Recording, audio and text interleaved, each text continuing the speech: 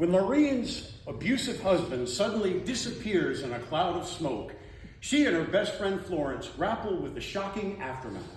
Lorraine is played by Tiffany Hyde, and Florence is played by Tanya Maloney.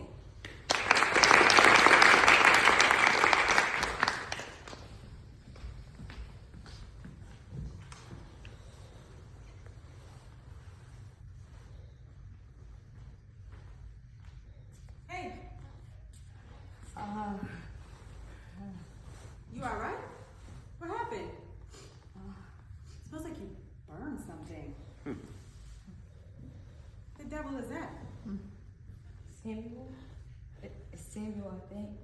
What has he done now? It's him. It's him. Child, what is wrong with you? Has he finally driven you out your mind? I knew something was going to happen sooner or later. Dial 911, Florence. Why? You're scaring me. Dial 911. I think I killed him. What? I think I killed Samuel. No. Stop it. I don't have time for this. I'm going back upstairs. You know how Samuel hates to find me here when he gets home. You're not going to get me this time. Y'all can have your little joke. I am not part of it.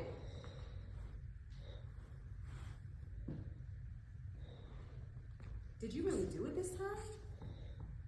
I don't know how or why it happened. It just did. Why are you whispering? Because if I talk too loud, something else's life will disappear. Where's his body? There? You burned him? I don't know. I think so. Either you did or you didn't. What do you mean you don't know? We're talking murder, Lorraine. Not oven settings. You think I'm playing? How many times have I heard you talk about being rid of him? How many times have we sat at this very late table and laughed about the many ways we could do it? And how many times have you done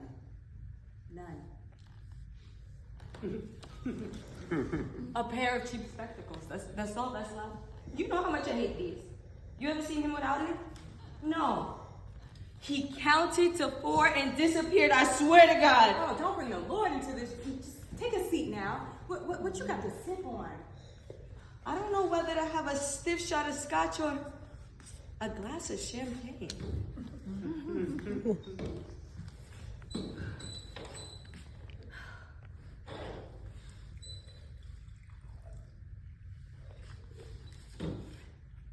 He was. Take your time. Standing there. And? He exploded. Did that motherfucker hit you again? No, he exploded. Boom, right there in front of me.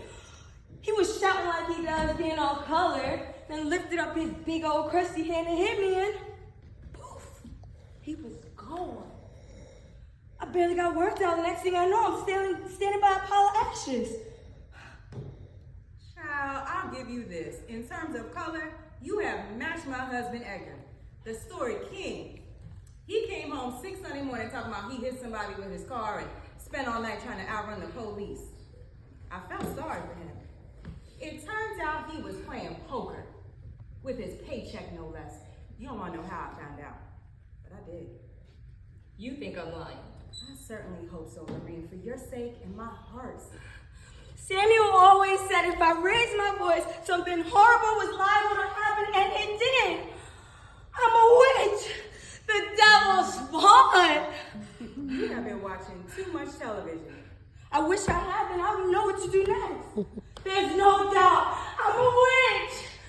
Child, don't tell me you've been messing with those mojo women again. What did I tell you? He's not coming back. Oh no, how could he? It would be a miracle. 2 in one day. I could be canyonized. Worse yet, he could be.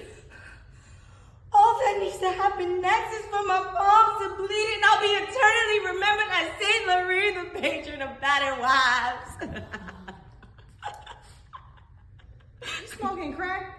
Do I look like I am? Yeah, I seen old biddies creeping out of crack houses talking about they were doing church work. Florence, please be helpful. I'm really close to the edge. I don't know what to do next. Do I sweep them up? Do I call the police? I should be mourning. I should be praying. I should be thinking about the burial, but keeps coming to mind is, what will I wear on television when I tell my horrible and wonderful story in front of a live studio audience? He may be a killer. Forrest, you remember how gentle of a child I was? I'm the killer. I wouldn't throw that word about too lightly, even in jest. Like that gets around. You think he'll lock me up? Folks have done time for less. Thanks, just what I needed to hear. What did you expect? I was gonna throw my arms up and congratulate you? Why'd you have to go and lose your mind at this time of day? Why I got a pot of rice on the stove and Edgar's about to walk in the door and wonder where his goddamn food is, and then he's gonna start in on me about all the nothing I've been doing all day and why can't I work? And then he's gonna mention how clean you keep your home, and I don't know how I'm gonna look him in the eye without— Sorry, Florence. It's really out of my hands now. Should I be feeling remorse or regret or some other kind of R word? I'm feeling strangely jubilant, like I'm prom night when me and Samuel first made love. Is it?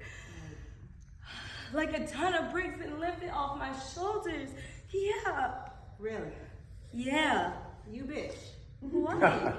We made a pact, I know. and you've broken it. We agreed that if it had ever gotten bad enough for the both of us, we'd, together. Am I gonna have to go back upstairs to that?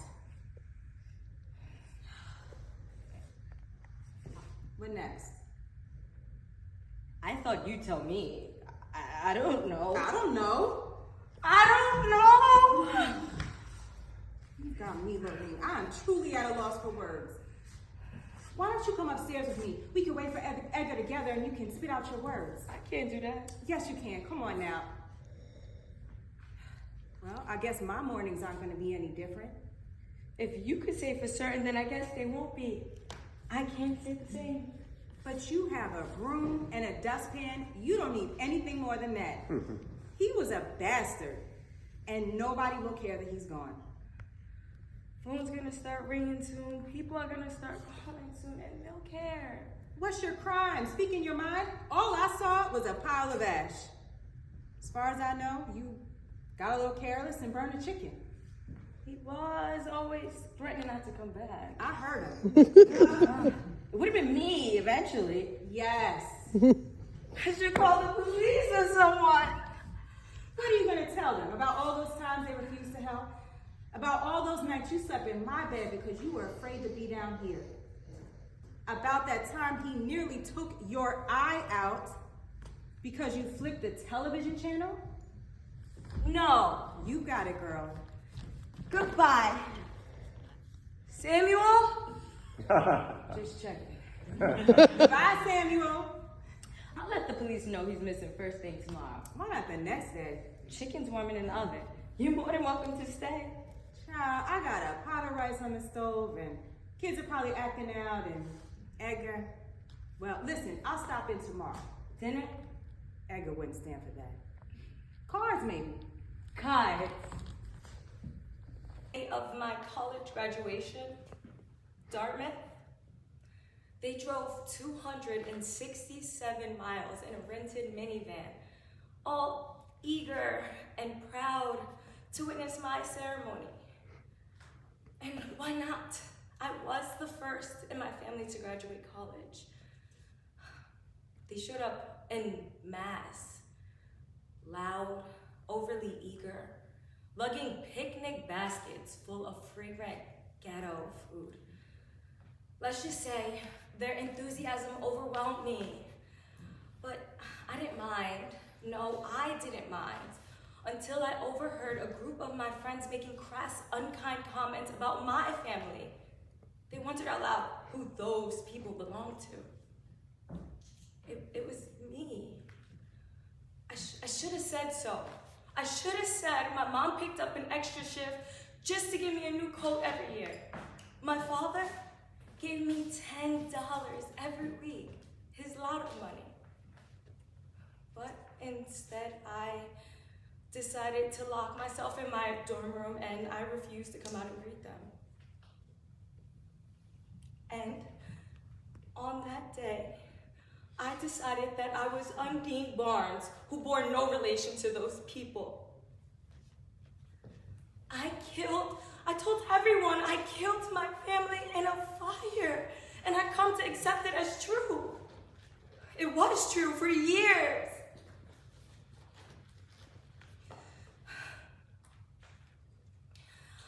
It was terrible and awful. And I'm so, so sorry. And Guy, you are a good, decent man. And I wouldn't blame you if you walked away right now. But I don't want you to. I feel extremely safe with you.